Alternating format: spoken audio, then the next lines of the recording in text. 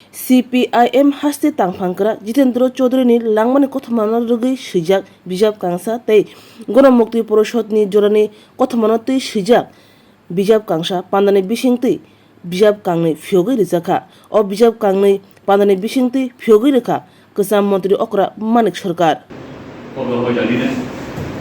একদিন প্রচার ছিল 2021 সালে ত্রিপুরা রাজ্যে ট্রাইবালদের জনসংখ্যা 10% নিচে নেমে যাবে। এইভাবেই একটা আতঙ্ক তৈরি করেছে।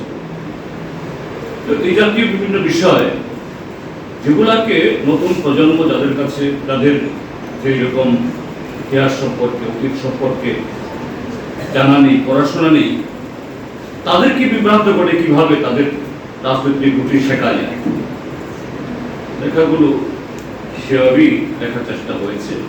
আমি অসংখ্য ধন্যবাদ জানাই যে এটা এই এরকমভাবে না হলে হয়তো বা নতুন করে সবার কাছে যেত না, এটা নিয়ে যাওয়ার একটা সুযোগ সেখানে তৈরি হয়েছে।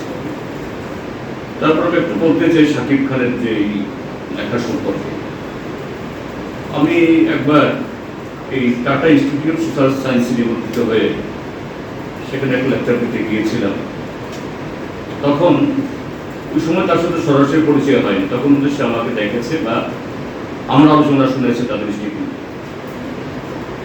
এরপর একটা সময়তে দিল্লি থেকে আমাদের পার্টি হেডকোয়ার্টার থেকে আমাকে বললেন যে সাকিব একটা ছাত্র আন্দোলনের সাথে যুক্ত, ও ত্রিপুরায় যেতে চায় এবং ত্রিপুরার যে এই ট্রাইবেলদের যে আন্দোলন, গণমুক্তি বলছে আন্দোলন, এগুলো নিয়ে সে একটা তার গবেষণা করতে চায়, রিসার্চ স্কলার হিসাবে সেখানে আসবে, তাকে একটু ফ্যাসিলিটেট করা, অর্থাৎ তাকে একটু গাইড করা।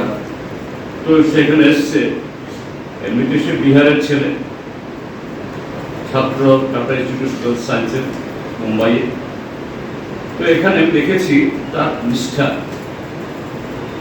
যে বিভিন্ন যে আপনি শুনেছেন যে আমাদের ত্রিপুরার যে ইতিহাসের বিভিন্ন দলের পত্র, এগুলো এমনিতেই চাইলেই পাওয়া যায় না, আমরাও ইচ্ছা করলেও বের করতে পারি না। খুব কষ্ট থেকে সে যারা জীবিত আছেন এই প্রবীণদের মধ্যে, তাদের কাছে তো গিয়ে গিয়ে যে চেষ্টা করেছে একটা আসল তথ্য কিভাবে উপস্থাপন করা যায়।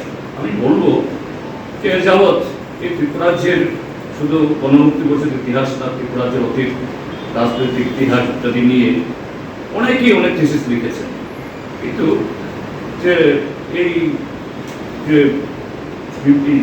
কি বলে মার্জারের পর ভারতের সাথে ভারতবর্ষের এই ত্রিপুরার সাথে ভারতবর্ষের এই সংযুক্তির পর যে রাজনৈতিক বিবর্তন, এখানে নানা ধরনের সামাজিক অর্থনৈতিক যে সমস্ত যে ইস্যুগুলো এসছে, এগুলো নিয়ে খুব একটা সুন্দর অ্যানালিসিস এবং তথ্যের উপর ভিত্তি করে একটা প্যাকেজ করে এটা উপস্থাপন করার চেষ্টা করা হয়েছে তার বই।